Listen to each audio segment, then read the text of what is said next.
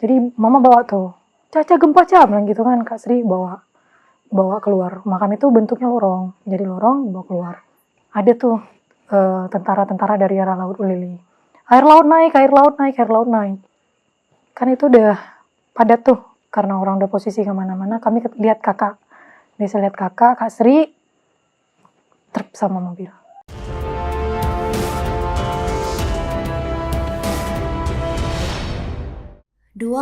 Desember 2004 silam menjadi hari yang tak akan pernah dilupakan oleh Delisa Fitri Rahmadani, penyintas tsunami Aceh. Gempa berkekuatan 9,2 magnitudo ini disusul gelombang tsunami besar yang memakan puluhan ribu korban jiwa. Saat tsunami terjadi, Delisa baru duduk di kelas 2 Min Ulele, Banda Aceh.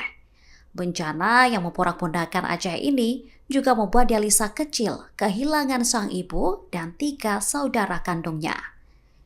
Delisa juga harus kehilangan kaki kanannya yang harus diamputasi. Bak sudah firasat, Delisa dan sang ibu sudah terjaga dan tak tidur pada malam sebelum gempa dan tsunami terjadi. Delisa kecil menyaksikan bagaimana air setinggi pohon kelapa dan melihat air menggulung dari laut. Delisa ditemukan keesokan harinya saat evakuasi dilakukan dan langsung dilarikan ke rumah sakit. Di sanalah Delisa mendapati fakta bahwa dirinya harus kehilangan satu kakinya.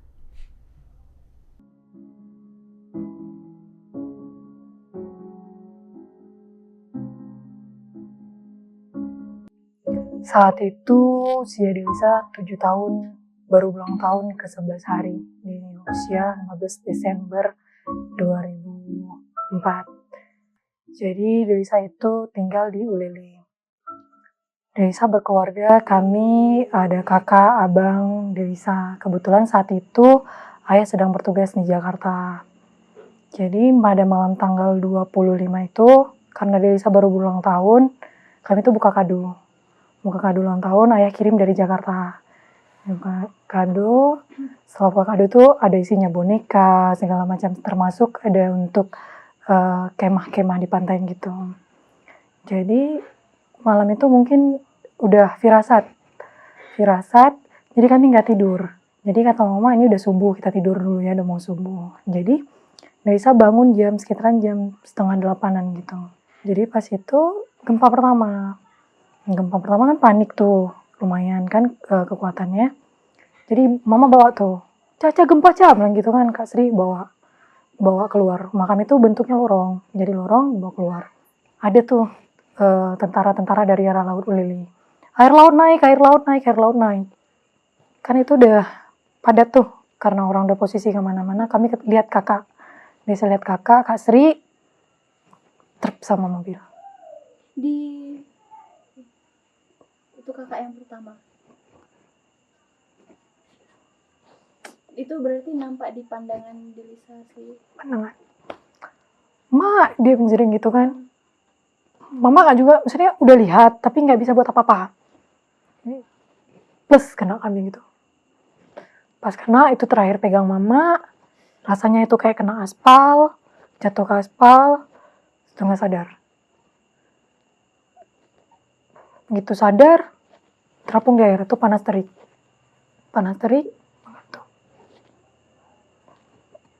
Lihat di sebelah tuh, ada mayat bayi-bayi. Ini kan yang udah lehernya putus. Mak, gitu. Nyaut. Mak, gitu. Ikut terus jalan kan. Paling ujung pohon kelapa. Sedangkan kakinya bawah tuh udah nyentuh air. Segitu tingginya air. Kena mentong. Desa lihat aja. Sangat gitu. Jalan terus di air. Tanda air. Lama kemudian, terikat posisinya. Desa pikir itu ular awalnya. Kok makin lama makin ketat gitu kan. Terus Desa coba masukin tangan ke dalam. Tuh masukin tangan itu kan sampah-sampah tsunami itu kita nggak tahu ya. Ada seng, kawat, kayu, segala macam, kaca. Masukin terus tangannya tuh ke dalam untuk megang ini. Takut ular. Dan naik. Pengalaman naik. karena posisinya perahunya sampannya goyang-goyang juga, ini mutusin tuh turun lagi Ke air. turun lagi ke air. Terakhir lihat, bisa pikir air laut lagi, hitam gitu besar. Ternyata itu PLTD Apung, Kapal. PLTD Apung.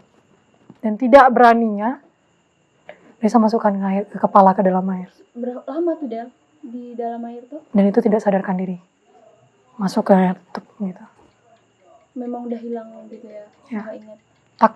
Takut sekali karena itu air lagi. Takut sekali itu bayangan ini ombak nih. Masukin lagi ke dalam. Sampai hari kedua ditemukan. Hari kedua ditemukan itu posisinya sore jam 4:30 gitu. Hujan di Lamtemen, samping Gudang Kurnia. Jadi posisi badan itu di bawah batang kelapa. Kaki yang sakit ini yang kiri ini di atasnya. Di atas posisi begini. Posisinya begitu, lumpur.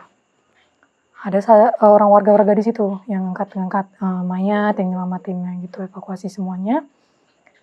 Ada nama Pak Didi nyelamatin. Gitu. Dia mau ngangkat, bergerak. Haus. Oh ini masih ada nih, masih hidup nih, dia bilang gitu. Bentar Bapak cari air katanya. Dia jadi cari air, kutip air-air yang ada di sampah-sampah itu yang hanyut-hanyut tadi, dia kutip, dia buka, dia minum. Diangkat, dibawa ke rumah sakit Fakinah. Setelah dibawa ke rumah sakit Fakinah, itu tuh kan mayat semua tuh dijajarin karena memang mau dikebumikan. Delisa ditaruh di sebelah anak laki-laki.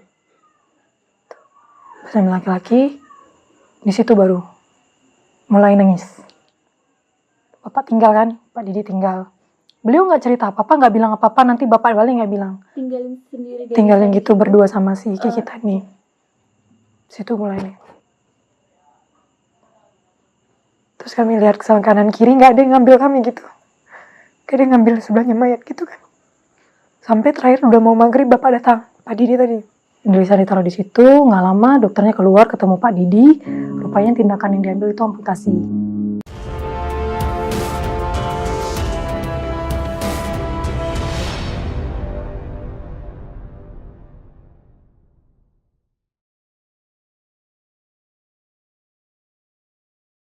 Download Tribun X sekarang, menghadirkan lokal menjadi Indonesia.